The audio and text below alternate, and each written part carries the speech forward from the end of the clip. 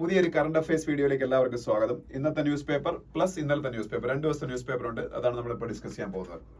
ഇന്നത്തെ ന്യൂസ് പേപ്പറാണ് നിങ്ങൾ സ്ക്രീനിൽ കാണുന്നത്. ആദ്യത്തെ ന്യൂസ് എന്ന് പറയുന്നത് opposition is creating A north south divide എന്ന് പറഞ്ഞ ഒരു ന്യൂസ് ആണ്. അത് ഒരുപക്ഷെ ക്രിയേറ്റ് ചെയ്യപ്പെടുന്നുണ്ടാവാം. കാരണം എന്ന് വെച്ചാൽ ഇന്ത്യ ഭരിക്കുന്ന പാർട്ടി എപ്പോഴും ഹിന്ദി ഹൃദയഭൂമിയിൽ വലിയ അവർക്ക് പോപ്പുലാരിറ്റി കിട്ടുന്നു. അതേസമയത്ത് സതേൺ സ്റ്റേറ്റുകളിലേക്ക് വരുമ്പോൾ കർണാടക ഒരു പരിധിവരെ തെലങ്കാന ഒഴിച്ചുള്ള സ്റ്റേറ്റുകളിൽ BJPക്ക് ഇപ്പോഴും അക്സെപ്റ്റബിലിറ്റി ആയി തുടങ്ങുന്നതേ ഉള്ളൂ. അപ്പോൾ സ്വാഭാവികമായിട്ട് അങ്ങനെ ഒരു നറേറ്റീവ് കുറെ പേരെങ്കിലും ക്രിയേറ്റ് ചെയ്യുന്നുണ്ട്. അപ്പോൾ അത് അങ്ങനെ ഒരു ഡിസ്കഷൻ, എസ്പെഷ്യലി ഇപ്പോൾ ഇന്ത്യൻ ബഡ്ജറ്റ് ഒക്കെ വന്നപ്പോൾ ബഡ്ജറ്റിൽ ടാക്സ് ഡെവല്യൂഷൻ സ്റ്റേറ്റുകൾക്ക് കൊടുക്കുമ്പോൾ സൗത്ത് ഇന്ത്യൻ സ്റ്റേറ്റുകൾ നെഗ്ലക്ട് ചെയ്യുന്നതൊക്കെ ഒരു സ്റ്റേറ്റ്മെന്റ് കേരളം, തമിഴ്നാട്, കർണാടക ചീഫ് മിനിസ്റ്റേഴ്സിന്റെ ഭാഗത്തുനിന്നുണ്ടായി. അപ്പം അതെല്ലാം വച്ചുകൊണ്ട് അങ്ങനെ ഒരു നറേറ്റീവ് സൃഷ്ടിക്കപ്പെടുന്നുണ്ടോ എന്നൊരു ഇതാണ് പറയുന്നത്. അത് വേറൊന്നും പറയാനില്ല, ജസ്റ്റ് പറഞ്ഞേ ഉള്ളൂ. പിന്നെ ഇതേ പ്രശ്നത്തിന്റെ പേരിൽ കർണാടകത്തിന്റെ ചീഫ് മിനിസ്റ്ററൊക്കെ ഡൽഹിയിൽ സമരം നടത്തുന്ന ഫോട്ടോ കാണാം. കർണാടകത്തിന്റെ ചീഫ് മിനിസ്റ്റർ സിദ്ധരാമയ്യാണ്, കൂടെയുള്ള ഡെപ്യൂട്ടി ചീഫ് മിനിസ്റ്ററാണ് ഡി കെ ശിവകുമാർ. പിന്നീട് താഴോട്ട് വരുമ്പോ പാകിസ്ഥാനിൽ ഇന്ന് ഇലക്ഷൻ നടക്കുകയാണ്. ഇന്ന് പാകിസ്ഥാന്റെ ഹിസ്റ്ററിയിലെ ഒരു പ്രധാനപ്പെട്ട ഒരു ഇലക്ഷൻ ഇന്നിപ്പോ നടക്കുകയാണ്. പാകിസ്ഥാന്റെ പ്രൈം മിനിസ്റ്റർ ആരാണെന്ന് ചോദിച്ചാൽ ഇപ്പോൾ ഒരു കെയർടേക്കർ പ്രൈം മിനിസ്റ്റർ ആണ്. ഞാൻ ഒന്ന് പഠിക്കണ്ട. അൻവറുൽ ഹക്ക് കാക്കർ എന്നാണ് അദ്ദേഹത്തിന്റെ പേര്. കാര്യം വെച്ചാൽ ഇനിയിപ്പോ പുതിയ ഇലക്ഷൻ കഴിഞ്ഞ പുതിയ പ്രൈം മിനിസ്റ്റർ വരും. അത് നവാസ് ഷെരീഫ് ആയിരിക്കാനാണ് സാധ്യത. കാര്യം ഇപ്പൊ അവിടുത്തെ പട്ടാളത്തിന്റെ അനുഗ്രഹാശിസുകൾ അയാൾക്ക് പ്രൈം മിനിസ്റ്റർ ആവാനാണ്. പക്ഷെ അവിടുത്തെ ഏറ്റവും പോപ്പുലർ പൊളിറ്റീഷ്യൻ ഇമ്രാൻഖാൻ തന്നെയാണ് ഇപ്പോഴും. പക്ഷെ അദ്ദേഹത്തിന് ജയിലിൽ അടച്ചിരിക്കുകയാണ്. അപ്പൊ അദ്ദേഹത്തിന്റെ പാർട്ടി ഇലക്ഷനിൽ മത്സരിക്കുന്നത് വിലക്കിയിരിക്കുകയാണ്. അപ്പൊ എന്തായാലും ഈ ഇലക്ഷന്റെ സമയമായപ്പോ തന്നെ പാകിസ്ഥാനിൽ ഇപ്പൊ ഒരു ബോംബ് സ്ഫോടനത്തിൽ 10-30 ആൾക്കാർ മരിച്ചുപോയി. അതിനെക്കുറിച്ചൊരു ന്യൂസാണ്. പാകിസ്ഥാൻ പൊതുവെ ഡെമോക്രസിക്ക് അത്ര വലിയ പ്രാധാന്യമൊന്നുമില്ലാത്ത രാജ്യമാണ്. പാകിസ്ഥാന്റെ 77 ഇയേഴ്സിന്റെ ഹിസ്റ്ററി പരിശോധിച്ചാൽ അതില് ഏതാണ്ട് 30 വർഷം അവിടെ ഭരിച്ചത് പട്ടാളമാണ്. അയൂബ് ഖാൻ ആണ് അവിടുത്തെ ആദ്യത്തെ പട്ടാള ഭരണാധികാരി. പിന്നെ യാഹിയ ഖാൻ വരുന്നു. പിന്നെ സിയാവുൽ ഹക്ക് വരുന്നു. അവസാനം പർവേസ് മുഷറഫ് വരുന്നു. പിന്നെ അതല്ല, പട്ടാളം ഭരിക്കാത്ത സമയത്തും പട്ടാളത്തിന്റെ ഒരു ഇൻഫ്ലുവൻസ് ബിഹൈൻഡ് ദ കർട്ടൻ അവിടെ ഉണ്ട്. അപ്പൊ അതൊക്കെയാണ്. അപ്പൊ ഇതിനെക്കുറിച്ച് വളരെ ഡീറ്റെയിൽ ആയിട്ടുള്ള വീഡിയോ ഞാൻ ബിജു നായർ ഫാക്ട് ചെക്സ് എന്ന് പറഞ്ഞ എന്റെ പുതിയ യൂട്യൂബ് ചാനലിൽ ഇന്ന് അപ്ഡേറ്റ് ചെയ്യും. അപ്പൊ ആ ചാനലിന്റെ ലിങ്ക്, ആ വീഡിയോയുടെ ലിങ്ക് ഞാൻ ഇന്നത്തെ നിങ്ങളുടെ ഈ വീഡിയോയുടെ താഴെ കൊടുത്തേക്കാം. അപ്പൊ അത് ഇന്ന് വൈകിട്ട് ആ ലിങ്ക് കൊടുക്കാൻ പറ്റും. വൈകിട്ട് നമ്മൾ അത് അപ്ലോഡ് ചെയ്യുള്ളൂ. അപ്പൊ അത് നിങ്ങൾ കണ്ട കൂടുതൽ കാര്യങ്ങൾ പാകിസ്ഥാനിൽ ഇപ്പോഴത്തെ അവസ്ഥയെ കുറിച്ച് വ്യക്തമാവും. അപ്പൊ അത് ആണ് പാകിസ്ഥാനെ കുറിച്ച് പറയാനുള്ളത്. പിന്നീട് ബീഹാറിലെ നിതീഷ് കുമാറിന്റെ ഗവൺമെന്റ് നേരിടുന്ന ചില പ്രോബ്ലംസിനെ കുറിച്ചാണ്. അതൊന്നും നമുക്ക് ആവശ്യമില്ല. ബീഹാറിലെ നിതീഷ് കുമാറിന്റെ ഗവൺമെന്റ് ഇപ്പൊ എന്ത് സംഭവിച്ചു നമുക്കറിയാം. നിതീഷ് കുമാർ JDU BJP സഖ്യമാണ് ഇപ്പോൾ ഭരിക്കുന്നത് കഴിഞ്ഞ ആഴ്ച മുതൽ. അതിന് തൊട്ട് മുമ്പ് വരെ JDU RJD സഖ്യമാണ് അവിടെ ഭരിച്ചിരുന്നത്. ഓക്കെ, പുള്ളി അലയൻസ് മാറി, അത്രേ ഉള്ളൂ. പിന്നെ ഇതൊരു ഇന്ത്യൻ നാഷണൽ പാർട്ടി ആയതുകൊണ്ട് ആ പാർട്ടിയിൽ വരുന്ന ചില പ്രശ്നങ്ങളെ കുറിച്ചൊന്ന് പറയുകയാണല്ലോ. നമുക്ക് അതിന്റെ അല്ലാതെ ആവശ്യമൊന്നുമില്ല. ഇന്ത്യൻ നാഷണൽ പാർട്ടികൾ ഒരെണ്ണമാണ് NCP, നാഷണലിസ്റ്റ് കോൺഗ്രസ് പാർട്ടി. ഈ NCP ഇദ്ദേഹമാണ് തുടങ്ങിയ ശരത് പവാർ. പക്ഷെ ആ പാർട്ടി ഇപ്പൊ അദ്ദേഹത്തിന്റെ നെഫ്യൂ ആയ അജിത് പവാറിലേക്ക് പോയേക്കാണ്. ഒഫീഷ്യലി NCP ഇനി മുതൽ അജിത് പവാറിന്റെ NCP ആണെന്ന് ഇലക്ഷൻ കമ്മീഷൻ ഓഫ് ഇന്ത്യ തീരുമാനിച്ചിരിക്കുകയാണ്. But Sharad Pawar can question that decision in supreme court of India because election commission of ഇന്ത്യയുടെ ഡിസിഷൻ കണ്ടസ്റ്റ് ചെയ്യാൻ പറ്റും. എന്തായാലും ശരത് പവാറിന് കയ്യിലുള്ള NCPക്ക് പേര് പുതിയതായതുകൊണ്ട് nationalist congress party Sharad Chandra Pawar എന്നായി അതിന്റെ പേര്. അപ്പൊ അങ്ങനെ ഒരു ന്യൂസും അവിടെ കാണാം. അപ്പൊ പുള്ളി ഉണ്ടാക്കിയ പാർട്ടി അദ്ദേഹത്തിന്റെ കയ്യിൽ നിന്ന് പോയിരിക്കുകയാണ്. പിന്നെ നെക്സ്റ്റ് പേജ് പോകുമ്പോ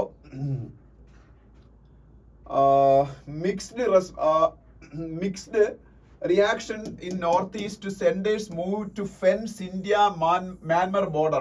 Myanmar ബോർഡർ ഫെൻസ് ചെയ്യാൻ പോയാണ്. ഏതാണ്ട് 1600 കിലോമീറ്റർ, എക്സാക്ട്ലി പറയുകയാണെങ്കിൽ 1643 കിലോമീറ്റർ ആണ് മ്യാൻമറിന് നോർത്ത് ഈസ്റ്റേൺ സ്റ്റേറ്റുകളുമായിട്ട് നമുക്ക് ബോർഡർ ഉള്ളത്. ഈ എൻറ്റയർ ബോർഡറും വേലി കെട്ടാൻ നമ്മളുടെ ഹോം മിനിസ്ട്രി തീരുമാനിച്ചിരിക്കുകയാണ്. അതിന്റെ കാരണം മറ്റൊന്നുമല്ല, മ്യാൻമറിൽ നിന്ന് ഒരുപാട് റെഫ്യൂജീസ് ഇന്ത്യയിലേക്ക് വരുന്നു. അവർ മണിപ്പൂർ പോലുള്ള സ്റ്റേറ്റുകളിൽ കലാപങ്ങൾ ഉണ്ടാകുന്നതിന് അവരും കാരണമാകുന്നു എന്നാണ് പറഞ്ഞിരിക്കുന്നത്. അതുകൊണ്ടാണ് അപ്പൊ അവിടെ ഒരു പ്രശ്നം, ഇപ്പൊ ഓൾറെഡി FMR എന്ന് പറയുന്നൊരു സംഭവമുണ്ട്, free movement regime. Free movement regime എന്ന് പറയുന്നത് നോർത്ത് ഈസ്റ്റേൺ സ്റ്റേറ്റുകളിൽ ആയിട്ട് ബോർഡർ ഉള്ള മ്യാൻമർ, ഞാൻ പറഞ്ഞല്ലോ ഒരുപാട് സ്റ്റേറ്റൊക്കെ മ്യാൻമറായിട്ട് ബോർഡർ ഉണ്ട്. അപ്പൊ ഈ രണ്ട് സൈഡിലേക്ക് 16 കിലോമീറ്റർ വിസ ഇല്ലാതെ സഞ്ചരിക്കാം. മ്യാൻമറുകാർക്ക് ഇന്ത്യയിലെ ബോർഡറിൽ കയറിയിട്ട് 16 കിലോമീറ്ററും ഇന്ത്യക്കാർക്ക് മ്യാൻമറിന്റെ ബോർഡറിൽ കയറിയിട്ട് 16 കിലോമീറ്റർ, 16 കിലോമീറ്റേഴ്സ്.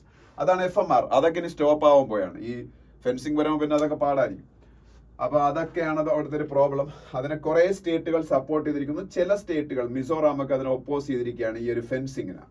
പക്ഷെ എന്തായാലും അവർക്കൊന്നും ചെയ്യാൻ പറ്റത്തില്ല. ഗവൺമെന്റ് ഓഫ് ഇന്ത്യയുടെ ഡിസിഷനാണ് അത്തരം കാര്യങ്ങൾ എന്ന് പറയുന്നത്. ഓക്കെ, പിന്നെ യോഗി ആദിത്യനാഥ്, ഉത്തർപ്രദേശിന്റെ ചീഫ് മിനിസ്റ്റർ, നിങ്ങൾക്ക് ഇവിടെ കാണാം. ഈ ഉത്തർപ്രദേശുമായിട്ട് ബന്ധപ്പെട്ടാണ്, ഹിന്ദുയിസമായിട്ട് ബന്ധപ്പെട്ട കുറെ ടെമ്പിൾ ഡിസ്പ്യൂട്ടുകളൊക്കെ ഉള്ളത്. അതിൽ ഒരു ഡിസ്പ്യൂട്ട് പരിഹരിച്ച് അവിടെ രാമക്ഷേത്രത്തിന്റെ ഇനാഗുറേഷനും കഴിഞ്ഞു. ഇനി 2 ഡിസ്പ്യൂട്ടുകളും കൂടി അവിടെ മെയിൻ ആയിട്ട് നടക്കുന്നു. ഒന്ന് വാരണാസിയിലെ ഗ്യാൻവാബി മോസ്കോ ആയിട്ട് ബന്ധപ്പെട്ട ഡിസ്പ്യൂട്ടും, രണ്ടാമത് മധുരയിലെ കൃഷ്ണ ജന്മസ്ഥാനിൽ ഉള്ള ഷാഹി ഈദ്ഗാ മോസ്കോ ആയിട്ട് ബന്ധപ്പെട്ട ഒരു ഡിസ്പ്യൂട്ടും. അപ്പൊ അതിനെ കുറിച്ചുള്ള പരാമർശങ്ങൾ അവിടെ കാണാം. പിന്നീട്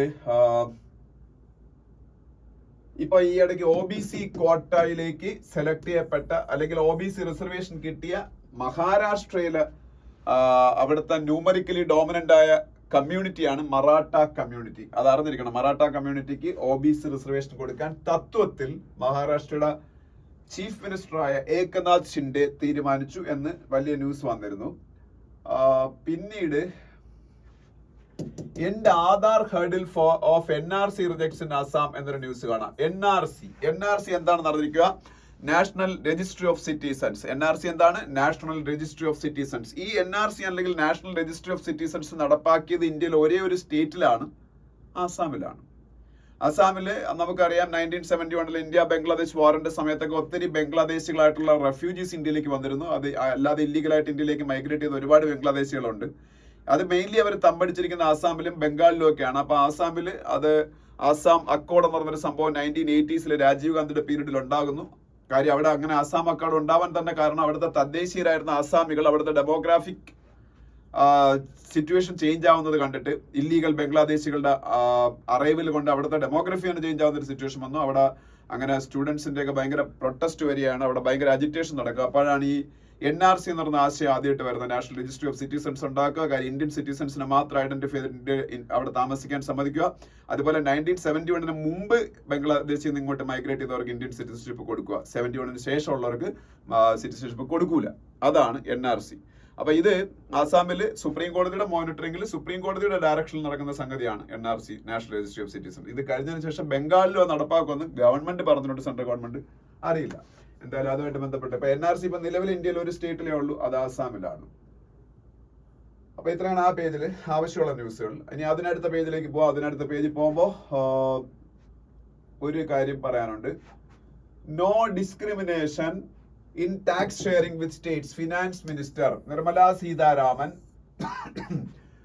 ഒരു പ്രസ് കോൺഫറൻസ് നടത്തിയിരിക്കുക. ഞാൻ പറഞ്ഞ ഒരു നോർത്ത് സൗത്ത് ഡിവൈഡ് ഒക്കെ ഉണ്ടാവുന്നതൊക്കെ നമ്മൾ തുടക്കത്തിൽ പറഞ്ഞില്ലേ. അപ്പൊ അവിടെ ഗവൺമെന്റ് ഓഫ് ഇന്ത്യക്ക് വേണ്ടിയിട്ട് നിർമ്മല സീതാരാമനാണല്ലോ ഫിനാൻസ് മിനിസ്റ്റർ. അവർ പറഞ്ഞത് ടാക്സ് ഡെവല്യൂഷന്റെ കാര്യത്തിൽ യാതൊരു വിധത്തിലുള്ള ഡിസ്ക്രിമിനേഷനും ഇല്ല. 15th ഫിനാൻസ് കമ്മീഷന്റെ റെക്കമെൻഡേഷൻ അനുസരിച്ച് ഈ സ്റ്റേറ്റുകൾക്കെല്ലാം കൂടുതലാണ് സെൻട്രൽ ഗവൺമെന്റ് കൊടുത്തതെന്നാ പറഞ്ഞത്. 15th ഫിനാൻസ് കമ്മീഷനാണ് ഇപ്പൊ നിലവിലിരുന്നത്. 15th ഫിനാൻസ് കമ്മീഷൻ, അതിന്റെ ചെയർമാനാണ് NK സിംഗ്.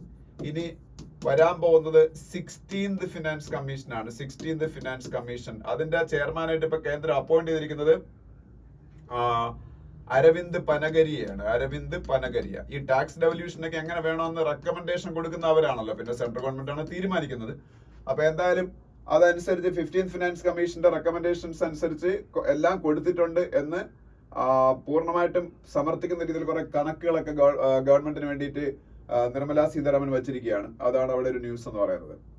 പിന്നെ അതല്ലാതെ താഴോട്ട് വരുമ്പോ ഇതില്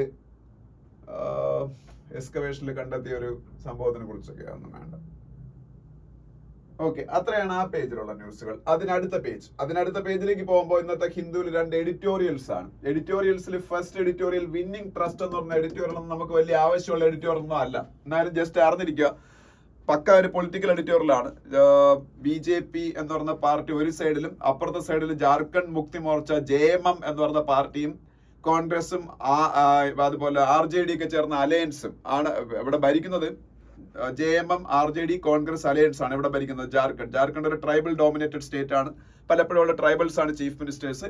ഹേമന്ത് സോറൻ ആയിരുന്നു അവിടുത്തെ chief minister, tribal chief minister ആണ്. JMMന്റെ ലീഡറാണ്.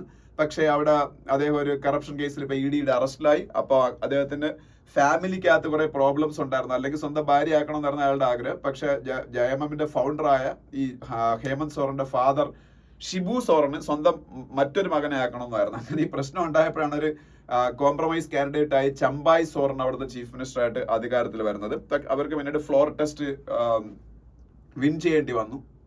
വിശ്വാസം, സഭയിൽ ഭൂരിപക്ഷം തെളിയിക്കണം. അപ്പൊ അത് തെളിയിച്ചു. അപ്പൊ ആ തെളിയിച്ചതിനെ കുറിച്ചും അതുമായിട്ട് ബന്ധപ്പെട്ട പൊളിറ്റിക്സിനെ കുറിച്ചൊക്കെയാണ് ഇന്നത്തെ ഹിന്ദുവിലെ ഫസ്റ്റ് എഡിറ്റോറിയൽ. അത് നമുക്ക് വലിയ ആവശ്യമുള്ളതൊന്നുമല്ല, ആവശ്യമുള്ളവർ വായിക്കുക.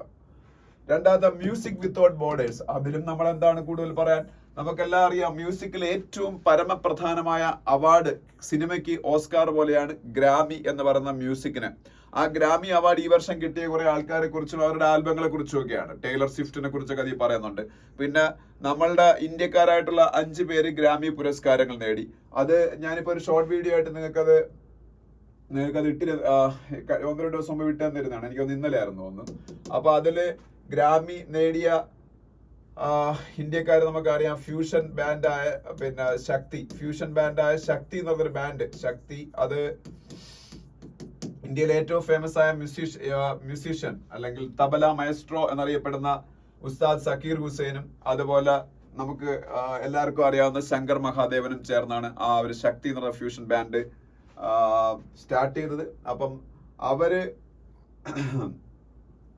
അവരുണ്ടാക്കിയ ദിസ് മൊമെന്റ് എന്ന് പറഞ്ഞ ആൽബത്തിന് ദിസ് മൊമെന്റ് എന്ന് പറഞ്ഞ ആൽബം അത് ഈ ശക്തി ഫ്യൂഷൻ ബാൻഡിന്റെ ആൽബമാണ്.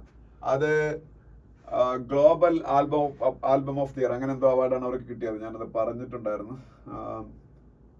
ഗ്ലോബൽ മ്യൂസിക് ആൽബം, അത് തന്നെ ഗ്ലോബൽ മ്യൂസിക് ആൽബം എന്ന് പറഞ്ഞ അവാർഡ് കിട്ടി.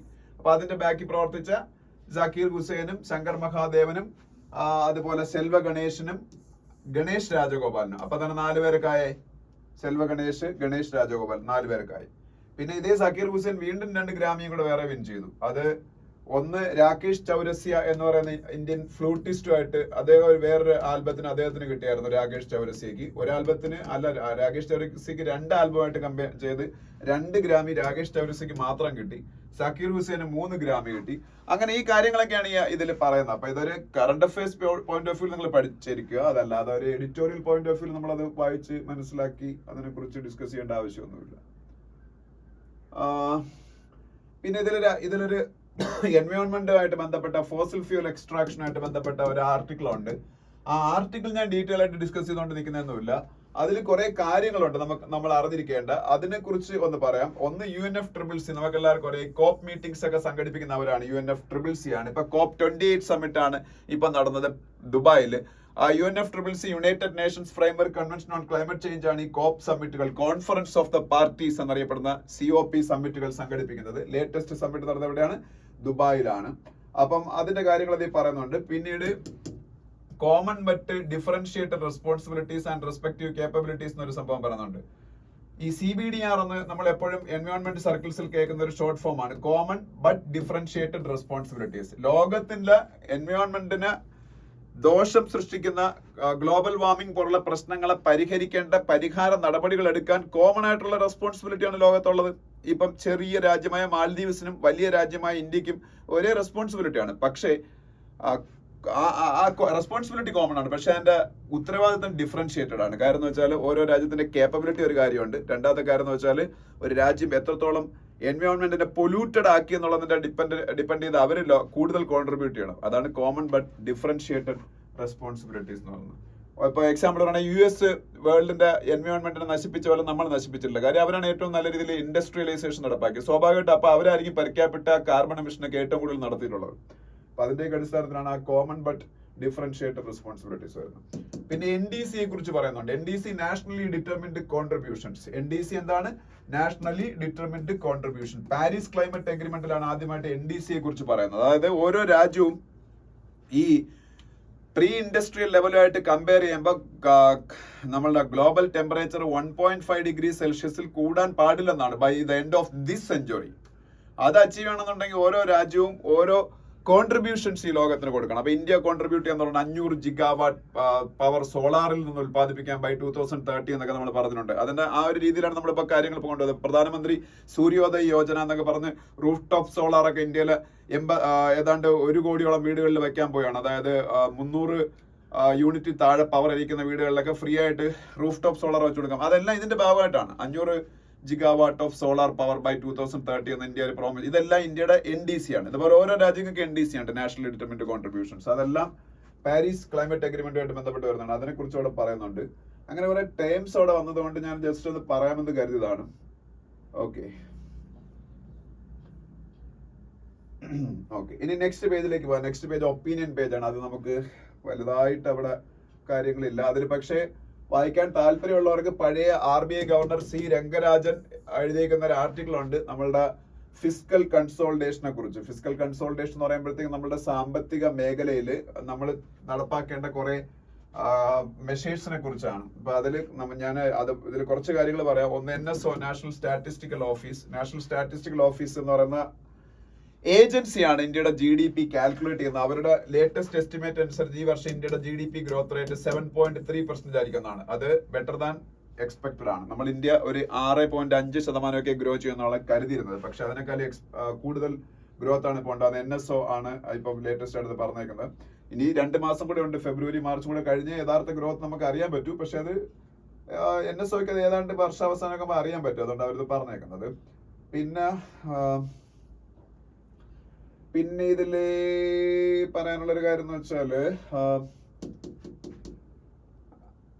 FRBM ആക്ട് എന്താണെന്ന് അറിഞ്ഞിരിക്കുക. അതിന്റെ ഒരു എക്സ്പാൻഷൻ എങ്കിലും അറിഞ്ഞു വെച്ചോദിക്കുക. FRBM ആക്ട് എന്ന് പറയുക fiscal responsibility and budget management act 2003. FRBM act 2003 എന്നാണ് പറഞ്ഞത്. Fiscal responsibility and budget management act 2003. അതിന്റെ അകത്താണ് നമ്മളുടെ ഫിസ്ക്കൽ ഡെഫിസിറ്റ് ഒക്കെ ഓരോ വർഷം കഴിയുമ്പോഴും കുറച്ചു കൊണ്ടുവരേണ്ടതിന്റെ ആവശ്യകതയെ കുറിച്ചാണ് പറഞ്ഞത്. ഫിസ്ക്കൽ ഡെഫിസിറ്റ് എന്താ നമുക്കറിയാം, റവന്യൂ എക്സ്പെൻഡിച്ചർ നമ്മുടെ ഡിഫറൻസ് ആണ്. ഓൾമോസ്റ്റ് ലോകത്തിലെ പ്രധാനപ്പെട്ട രാജ്യങ്ങൾക്ക്, ഈവൻ ഡെവലപ്ഡ് നേഷൻസ് ആയ US-നൊക്കെ പോലും പലപ്പോഴും ഫിസ്ക്കൽ ഡെഫിസിറ്റ് ആണ്. കാര്യം ആരും അതിനെക്കുറിച്ച് കൂടുതൽ ബോധേഡ് അല്ല. ഫിസ്ക്കൽ ഡെഫിസിറ്റ് കുറച്ചു കൊണ്ടുവരുന്നതിനെ കുറിച്ചേ ബോധേഡ് ആയിട്ടുള്ളൂ. അല്ലാതെ ഫിസ്ക്കൽ സർപ്ലസ് ആയേ പറ്റുള്ളൂ എന്നുള്ള നിർബന്ധമൊന്നും രാജ്യങ്ങൾക്ക് ഇല്ല. ഓക്കെ, കൂടുതൽ ക്യാപിറ്റൽ എക്സ്പെൻഡിച്ചർ ഒക്കെ നടത്തിക്കൊണ്ട് ആ രാജ്യത്തിന് ഡെവലപ്മെന്റിന്റെ പാതയിലേക്ക് കൊണ്ടുപോകുമ്പോൾ ക്യാപിറ്റൽ എക്സ്പെൻഡിച്ചർ കൂടുമ്പോൾ ഫിസ്ക്കൽ ഡെഫിസിറ്റ് ഒക്കെ ഉണ്ടാവും. അതൊന്നും പല രാജ്യങ്ങളും മൈൻഡ് ചെയ്യാറില്ല. അതിന്റെ ഫർദർ ആയിട്ട് അതിന്റെ സൈഡ് ലൈനിൽ ഉണ്ടാകുന്ന ഡെവലപ്മെന്റ്സ് ആണ് കൂടുതലായിട്ട് ശ്രദ്ധിക്കുന്നത്. പക്ഷേ ഫിസ്ക്കൽ ഡെഫിസിറ്റ് ഒരു ലെവലിൽ താഴെ നടത്തണം. അല്ലാന്നുണ്ടെങ്കിൽ എന്ത് സംഭവിക്കുന്നു വെച്ചാൽ ഈ ഡെഫിസിറ്റ് ഉണ്ടല്ലോ കൂടിപ്പോയാൽ നമ്മൾ ഈ ഡെഫിസിറ്റ് ഉണ്ടാകുന്നതാണ് കടമെടുക്കുകയാണ് ചെയ്യുന്നത്. ഈ കടമെടുക്കുന്ന എങ്ങനെയാണ് രാജ്യങ്ങൾ ബോണ്ടുകൾ മുഖേനയാണ് മെയിൻലി. ഇപ്പൊ ഇന്ത്യയുടെ ഫിസ്ക്കൽ ഡെഫിസിറ്റ് ഈ വർഷം 5.8% ആയിരിക്കും എന്നാ പറഞ്ഞേക്കുന്നത്. അത് നിങ്ങൾ പഠിക്കേണ്ടതാണ്. ഈ വർഷത്തെ ഫിസ്ക്കൽ ഡെഫിസിറ്റ് ടാർഗറ്റ് 5.8% ആയിട്ട് കുറച്ചു. ഈ വർഷത്തെ പറഞ്ഞാൽ ഈ മാസം അടുത്ത മാസം കൂടെ ഉള്ള ഈ ഫിനാൻഷ്യൽ ഇയറിൽ, നെക്സ്റ്റ് ഫിനാൻഷ്യൽ ഇയർ 5.1% ആണ്. ഇത് ഓരോ സമയത്തും ഇങ്ങനെ കുറഞ്ഞ് 4.5% എത്തിക്കാനാണ് ഗവൺമെന്റ് ഓഫ് ഇന്ത്യയുടെ ലക്ഷ്യം. ബൈ 2026-27 4.5% എത്തിക്കുക. ഇപ്പൊ അത് 5.8% ആയിട്ട് കുറയും. അടുത്ത വർഷം 5.1% ആയിട്ട് കുറയ്ക്കും. പിന്നെ അത് 4.5% എത്തിക്കുക. കാര്യം ഇത് അപ്പൊ ഞാൻ പറഞ്ഞപ്പോ 4.5% എത്തിയെന്ന് കരുതിക്കോ. അപ്പൊ അതിന്റെ അർത്ഥം എന്ന് വെച്ചാൽ മൊത്തം GDP-യുടെ 4.5% ആണ്. ഓഫ് GDP എന്ന് കൂടെ പറയണം. ഈ 4.5% എത്തിയില്ലെങ്കിൽ അല്ലെങ്കിൽ എത്തിയെന്ന് കരുതിക്കോ. അപ്പൊ അതായത് ഇന്ത്യയുടെ GDP-യുടെ വാല്യൂ എത്രയാണ് അതിന്റെ 4% നമ്മൾ കാൽക്കുലേറ്റ് ചെയ്ത് നോക്കും. അത്രയും നമ്മൾ കടമെടുക്കേണ്ടി വരും. കടമെടുക്കുന്നത് എവിടെ നിന്നാണ്? പ്രൈവറ്റ് ഏജൻസീസിൽ നിന്ന്, ഇന്റർനാഷണൽ ഏജൻസീസിൽ നിന്നൊക്കെ കടമെടുക്കുക. അപ്പൊ കടമെടുക്കാൻ വേണ്ടി ഗവൺമെന്റ് മെയിൻലി ചെയ്യുന്ന ബോണ്ടുകൾ ഇഷ്യൂ ആണ്. ഗവൺമെന്റിന്റെ ബോണ്ടുകൾ. ഈ ബോണ്ടുകൾ വാങ്ങിയാണ് കടം തരുന്നത്. അപ്പൊ ഈ ബോണ്ടുകൾ വാങ്ങുമ്പോൾ ബോണ്ടിൽ ഇൻട്രസ്റ്റ് ഒക്കെ കൊടുക്കേണ്ടി വരും. അപ്പൊ ഈ ഇൻട്രസ്റ്റ് റേറ്റ് ഒക്കെ കൂട്ടി കൊടുക്കേണ്ടി വരും നമ്മളുടെ ഫിസ്ക്കൽ ഡെഫിസിറ്റ് കൂടിപ്പോയാൽ. അതായത് നമ്മളുടെ ഫിസ്ക്കൽ ഡെഫിസിറ്റ് കൂടുതലാണെങ്കിൽ അതിന്റെ അർത്ഥം നമ്മുടെ സാമ്പത്തിക അവസ്ഥ കുറച്ച് അപകടത്തിലാണെന്നാണ്. അപ്പം സ്വാഭാവികമായിട്ട് അത്തരം ഒരു രാജ്യത്തിന് കടം കൊടുക്കുമ്പോൾ കൂടുതൽ റിസ്കി ആയതുകൊണ്ട് അവർ കൂടുതൽ ഇൻട്രസ്റ്റ് ഒക്കെ ആവശ്യപ്പെടും. അപ്പൊ നമ്മുടെ കോസ്റ്റ് ഓഫ് ഡെറ്റ് എന്ന് പറയുന്നത് കൂടും. അത് കുറഞ്ഞിരിക്കണമെങ്കിൽ ഫിസ്ക്കൽ ഡെഫിസിറ്റ് കുറച്ചുകൊണ്ട് വരണം. ഇതെല്ലാം ഫിസ്ക്കൽ കൺസോൾട്ടേഷന്റെ ഭാഗമാണ്. ഈ ആർട്ടിക്കിൾ അതിനെ കുറിച്ചാണ്, നിങ്ങൾ വായിച്ചു നോക്കുക.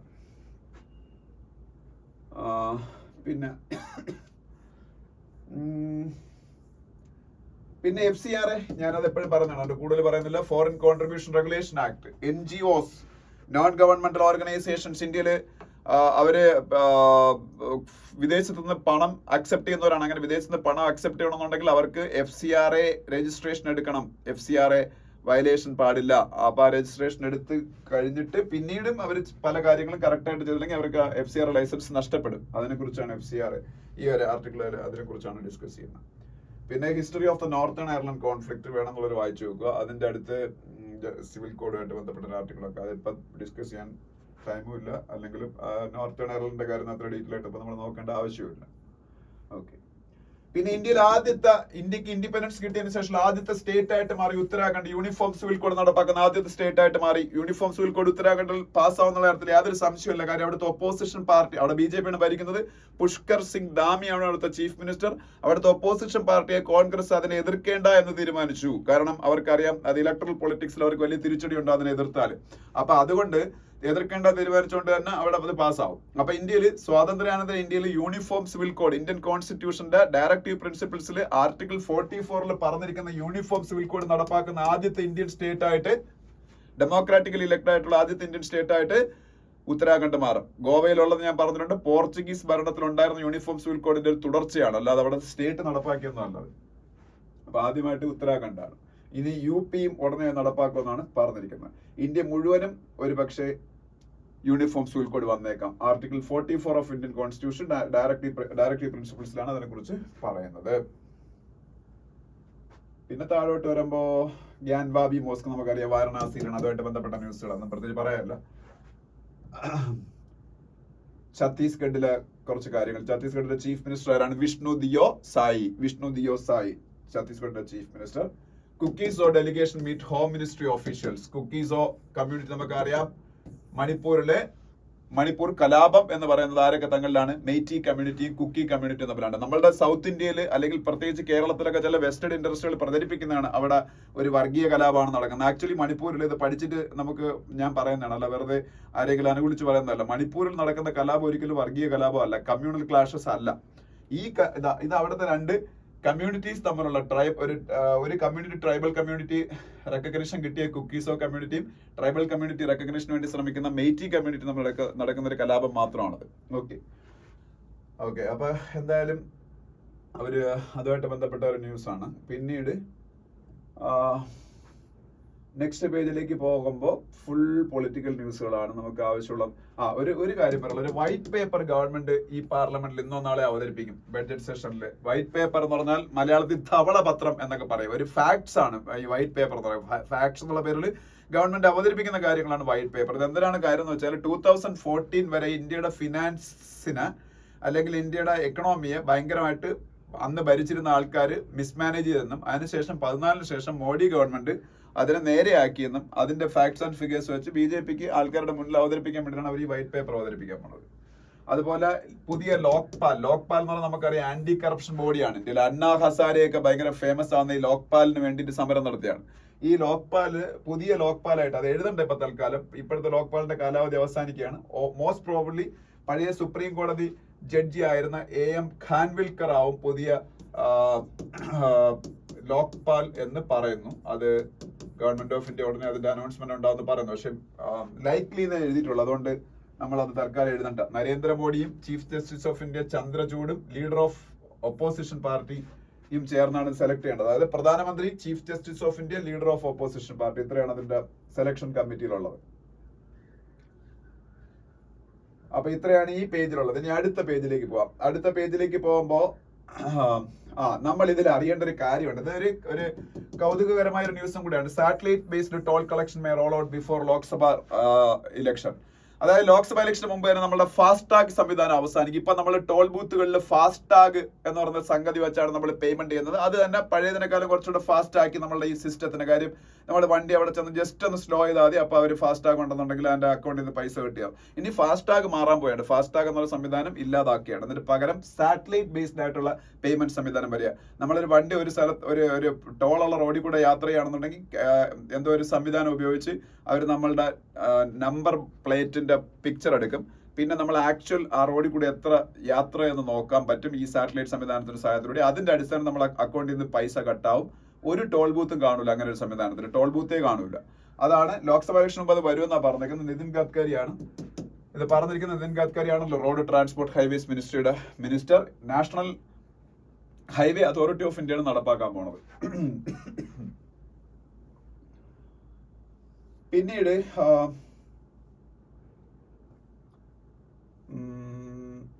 അരുണാചൽ പ്രദേശിലെ ഒരു ടൈഗർ റിസർവിന്റെ പേരുണ്ട്. അരുണാചൽ പ്രദേശ് നമുക്കറിയാം നോർത്ത് ഈസ്റ്റേൺ സ്റ്റേറ്റ് ആണ്.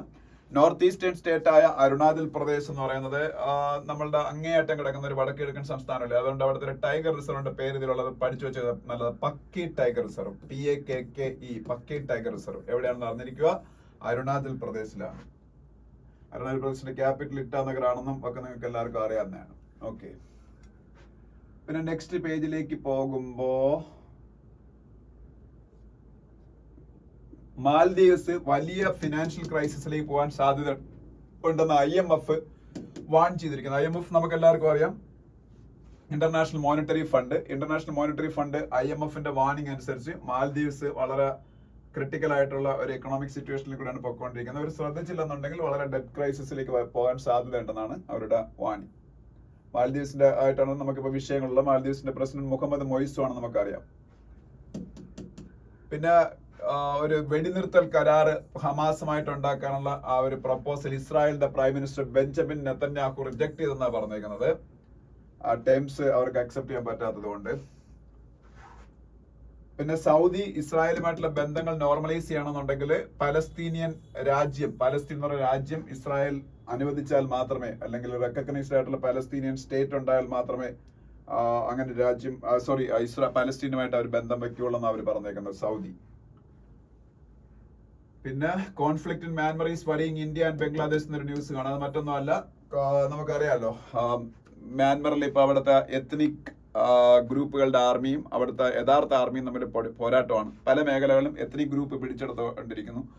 അത് നമുക്ക് വലിയ സെക്യൂരിറ്റി പ്രോബ്ലംസ് ക്രിയേറ്റ് ചെയ്യുന്നു ബംഗ്ലാദേശിനും ഇന്ത്യക്ക് എന്നാ പറഞ്ഞേക്കുന്നത്. ഇപ്പൊ തന്നെ ഈ ഇടയ്ക്ക് കുറെ യഥാർത്ഥ പട്ടാളക്കാർ അവിടെ പരാജയപ്പെട്ട് പലായനം ചെയ്തപ്പോൾ അവർ ബംഗ്ലാദേശിലേക്കാണ് പോയത്. കുറെ പേര് ഇന്ത്യയിലേക്ക് വന്നു. അങ്ങനെ അത് മാത്രമല്ല, കുറെ വിഷയങ്ങളുണ്ട് അതിനെക്കുറിച്ചാണ് അവർ പറഞ്ഞേക്കുന്നത്. EU and Hungary at odds once again over country's news sovereignty law. Hungary നിങ്ങൾക്ക് അറിയാം, ഒരു യൂറോപ്യൻ രാജ്യമാണ്. ഹംഗറിയുടെ പ്രൈം മിനിസ്റ്ററിന്റെ പേര് അറിഞ്ഞിരിക്കുക, വിക്ടർ ഓർബൻ എന്നാണ്. Viktor Orban. അവര് പൊതുവെ യൂറോപ്യൻ യൂണിയനിലുള്ള രാജ്യമാണെങ്കിലും യൂറോപ്യൻ യൂണിയനായിട്ട് വിക്ടർ ഓർബൻ പല കാര്യങ്ങളിലും ഉടക്കാണ്. ഈ ഇടയ്ക്ക് യുക്രൈന് ഏതാണ്ട് 50 ബില്യൺ യൂറോ യുദ്ധത്തിനുള്ള സഹായമായിട്ട് കൊടുക്കാൻ തീരുമാനിച്ചിട്ട് അതിനെയും ഇദ്ദേഹം ഒപ്പോസ് ചെയ്തു. നടന്നില്ല ഇതുവരെയ്ക്കും. അങ്ങനെ കുറെ കാര്യങ്ങളുണ്ട്. അപ്പൊ എന്തായാലും അറിഞ്ഞിരിക്കുക. ഹംഗറിയുടെ ക്യാപിറ്റൽ ബുഡാപെസ്റ്റ് ആണ്. ബുഡാപെസ്റ്റ്. നെക്സ്റ്റ് പേജിലേക്ക് പോകുമ്പോൾ പോകുമ്പോഴത്തേക്ക് ഇതാണ് ബിസിനസ് പേജാണ്. ബിസിനസ് പേജിൽ റീറ്റെയിൽ ഇൻഫ്ലേഷൻ, നമ്മളെ ഇന്ത്യയിലെ നമ്മളെ ഏറ്റവും പ്രധാനമായിട്ട് ബാധിക്കുന്ന ഇൻഫ്ലേഷനും RBIയുടെ ഏറ്റവും പ്രധാനപ്പെട്ട കൺസേൺ. ഇന്ന് റിസർവ് ബാങ്ക് ഓഫ് ഇന്ത്യയുടെ മോണിറ്ററി പോളിസി വരും. വ്യാഴാഴ്ചയാണ്, തേഴ്സ്ഡേ ആണ് മോണിറ്ററി പോളിസി. ഇന്ന് വരും. ബൈമന്തിലാണ്, 2 months കൂടുമ്പോൾ ഉള്ള മോണിറ്ററി പോളിസി. നാളെ നമ്മൾ ഏറ്റവും കൂടുതൽ ഡിസ്കസ് ചെയ്യുന്നതിനെ കുറിച്ചായിരിക്കും. ആ മോണിറ്ററി പോളിസിയുടെ ബേസ് എന്ന് പറയുന്നത് റീറ്റെയിൽ ഇൻഫ്ലേഷൻ ആണ്. അത് കാൽക്കുലേറ്റ് ചെയ്യുന്ന CPI വെച്ചാണ്, കൺസ്യൂമർ പ്രൈസ് ഇൻഡെക്സ് വെച്ചാണ്. CPI കൺസ്യൂമർ പ്രൈസ് ഇൻഡെക്സ് വെച്ച് അത് 4% നിർത്തുകയാണ് ഗവൺമെന്റ് ലക്ഷ്യം. ഏതാണ്ട് 5.5 കൂടുതലുണ്ട് ഇപ്പൊ നമ്മളുള്ളത്. പക്ഷെ അതിപ്പോ കുറഞ്ഞു കാണും എന്നാണ് കരുതുന്നത്. അതിന്റെ ഒഫീഷ്യൽ ഫിഗേഴ്സ് വന്നിട്ടില്ല. പാകിസ്ഥാനിൽ ഏതാണ്ട് 30% ഇൻഫ്ലേഷൻ ആലോചിക്കണം. അതിനെക്കുറിച്ചെല്ലാം ഞാൻ ഇന്ന് പാകിസ്ഥാനെ കുറിച്ച് ചെയ്ത വീഡിയോയിൽ പറഞ്ഞിട്ടുണ്ട്. പിന്നീട് സത്യ നാദല്ലയുടെ ഒരു ഫോട്ടോ നിങ്ങൾക്ക് കാണാം. നമ്മളുടെ മൈക്രോസോഫ്റ്റ്, ലോകത്തിലെ തന്നെ ഏറ്റവും വലിയ കമ്പനികളിലൊന്നായ മൈക്രോസോഫ്റ്റിന്റെ CEO ആണ് സത്യ നാദല്ല. ആന്ധ്രക്കാരനാണ് അദ്ദേഹം ഇന്ത്യയിൽ ഇപ്പം വന്നു. അതിനെക്കുറിച്ചൊരു ന്യൂസ് ആണ്.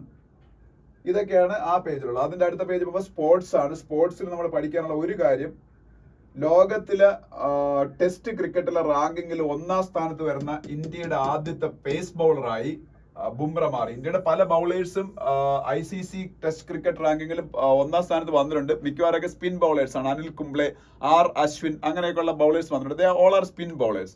ഒരു റിയൽ പേസ് ബൗളർ ആദ്യമായിട്ട് ICC ടെസ്റ്റ് റാങ്കിങ്ങിൽ 1ാം സ്ഥാനത്ത് ബൗളിംഗ് ഡിപ്പാർട്ട്മെന്റിൽ വരുന്നത് ബുംറയാണ്. ലോകത്തിൽ ഇപ്പം നിലവിലുള്ള ഏറ്റവും ബെസ്റ്റ് ബൗളർ എന്നാണ് ഇംഗ്ലണ്ടിന് തന്നെ പല പ്ലേയേഴ്സ് ഒക്കെ ഇന്നലെ പറഞ്ഞേക്കുന്നത്. അപ്പൊ അതിനെ കുറിച്ചൊരു ന്യൂസ് കാണാം. പിന്നെ അതിന്റെ അടുത്ത പേജിൽ പോകുമ്പോൾ ചെന്നൈ ഓപ്പൺ എന്ന് പറയുന്ന ഇന്ത്യയിൽ നടക്കുന്ന ഒരു ടെന്നീസ് ടൂർണമെന്റ്. അതിൽ സുമിത് നഗൽ, ഇന്ത്യയുടെ ഏറ്റവും ബെസ്റ്റ് ടെന്നീസ് പ്ലെയർ ആണ് സുമിത് നഗൽ. അയാൾ അടുത്ത റൗണ്ടിലേക്ക് പോയതിനെ കുറിച്ചൊക്കെയുള്ള ന്യൂസ് ഉണ്ട്. പിന്നെ ഇന്ത്യ അണ്ടർ-19 വേൾഡ് കപ്പ് ക്രിക്കറ്റിന്റെ ഫൈനലിൽ കയറിയതിനെ കുറിച്ചുള്ള ന്യൂസും കാണാം. ഇന്ത്യ അണ്ടർ-19 വേൾഡ് കപ്പ് ക്രിക്കറ്റിന്റെ ഫൈനലിൽ കയറി. അണ്ടർ-19 വേൾഡ് കപ്പ് ക്രിക്കറ്റ് പലതവണ വിൻ ചെയ്തിട്ടുള്ള രാജ്യമാണ് ഇന്ത്യ. ഇപ്പൊ വീണ്ടും ഇന്ത്യ അതിന്റെ ഫൈനൽ കയറിയൊക്കെയാണ്. അപ്പൊ അതിനെ കുറിച്ചുള്ള ന്യൂസ് കാണാം. ഇത്ര ആയപ്പോഴത്തേക്ക് ഇന്നത്തെ ന്യൂസ് പേപ്പർ കഴിഞ്ഞു. ഇനി നമുക്ക് ഇന്നലത്തെ ന്യൂസ് പേപ്പർ പെട്ടെന്നൊന്ന് ഡിസ്കസ് ചെയ്യാം. ഇന്നലത്തെ ന്യൂസ് പേപ്പറിൽ ഞാൻ ഇന്ന് പറഞ്ഞ കാര്യം തന്നെയാണ്, പറഞ്ഞ കാര്യം തന്നെയാണ് വലിയ ന്യൂസ് ആയിട്ടുള്ളത്. Uttarakhand tables UCC bill in assembly. ഞാൻ ഓൾറെഡി പറഞ്ഞാണ് ഉത്തരാഖണ്ഡിൽ UCC യൂണിഫോം സിവിൽ കോഡ് നടപ്പാക്കാൻ പോകുന്നു എന്നുള്ള കാര്യം. അതുപോലെ തമിഴ്നാടും കേരളവും ഒക്കെ സെന്ററിന് അഗെയിൻസ്റ്റ് ആയിട്ട് നോർത്ത് സൗത്ത് ഡിവൈഡുമായിട്ട് ബന്ധപ്പെട്ട പ്രശ്നങ്ങൾ അത് അവിടെ കാണാം.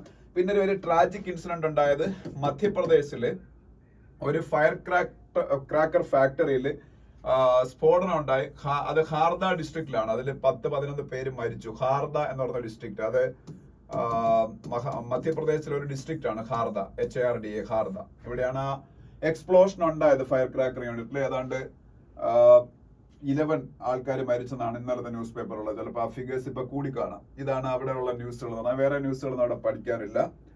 അതിനടുത്ത് അടുത്ത പേജിൽ ഉള്ള ഒരു ന്യൂസ്, NCM എന്താണ് നടന്നിരിക്കുക, national commission for minorities. NCM. ഇന്ത്യയിൽ ഒരുപാട് നാഷണൽ കമ്മീഷൻസ് ഉണ്ട്. വിമനുണ്ട് national commission for women, children ഉണ്ട് national commission for protection of child rights NCPCR national commission for protection of child rights, NCW national commission for women, ഇപ്പൊ ഞാൻ പറഞ്ഞ NCM national commission for minorities, പിന്നെ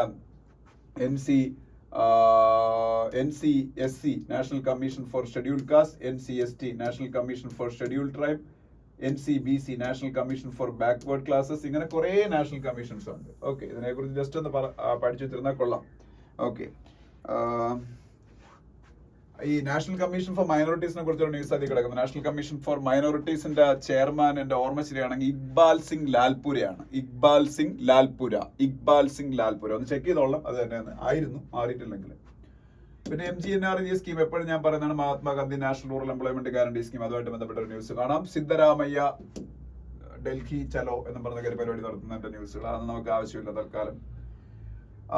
പിന്നെ ഉത്തർപ്രദേശിലും ചിലപ്പോൾ UCC introduce ചെയ്തേക്കാം എന്നുള്ളൊരു news ഇവിടെ കാണാം. ഉത്തർപ്രദേശ് ഇന്ത്യയിലെ മോസ്റ്റ് പോപ്പുലേറ്റഡ് സ്റ്റേറ്റ് ആണ്, ഏറ്റവും കൂടുതൽ പോപ്പുലേഷൻ ഉള്ള സ്റ്റേറ്റ് ആണ്. CWC എന്താണെന്ന് പറഞ്ഞിരിക്കുക. CWC എന്ന് പറയുമ്പോൾ സെൻട്രൽ ഗവൺമെന്റിന്റെ 2 സംഭവങ്ങൾ CWC എന്നുള്ള അബ്രിവിയേഷൻ ഉള്ളതുകൊണ്ട് ഈ 2 CWC നമ്മൾ അറിയിക്കണം. ഒന്ന് സെൻട്രൽ വെയർഹൌസിംഗ് കോർപ്പറേഷൻ ആണ്. അതെന്ന് വെച്ചാൽ സെൻട്രൽ ഗവൺമെന്റിന്റെ ഒരു വലിയ സ്ഥാപനമാണ് സെൻട്രൽ വെയർഹൌസിംഗ് കോർപ്പറേഷൻ. CWCയുടെ ഗോഡൌൺ ഉണ്ട്. ഇപ്പൊ നമ്മളെ തിരുവനന്തപുരത്ത് ഉൾപ്പെടെ ഉണ്ട്. ഈ ഗോഡൌൺസിൽ നമുക്ക് വേണ്ട ഈ സാധനങ്ങൾ വെക്കാം. വെയർ ഹൗസിംഗ് എന്ന് പറയുന്നതാണല്ലോ, അത് ഒരു സെൻട്രൽ ഗവൺമെന്റിന്റെ ഒരു കമ്പനിയാണ് CWC. അതല്ലാതെ ഒരു CWC ഉണ്ട്, അത് വളരെ ഇമ്പോർട്ടന്റ് ആണ്. Central water commission. ഈ വാട്ടറും വെള്ളവുമായിട്ട് ബന്ധപ്പെട്ട കാര്യങ്ങളിലൊക്കെ ഒരു റെഗുലേറ്റർ പോലെ ആക്ട് ചെയ്യുന്നതാണ്. ഇപ്പം ബാങ്കിങ് സെക്ടറിൽ RBI എന്നൊക്കെ പറയുന്ന പോലെയാണ് CWC, സെൻട്രൽ വാട്ടർ കമ്മീഷൻ എന്ന് പറയുന്ന. ജസ്റ്റ് ഒന്ന് അറിഞ്ഞിരിക്കണം അങ്ങനെ ഒരു സ്ഥാപനം ഉണ്ട് എന്നുള്ളത്, സെൻട്രൽ വാട്ടർ കമ്മീഷൻ. അപ്പൊ ഇതൊക്കെയാണ് ആ പേജിലുള്ളത്. അതിന്റെ അടുത്ത പേജിലേക്ക് പോകുമ്പോൾ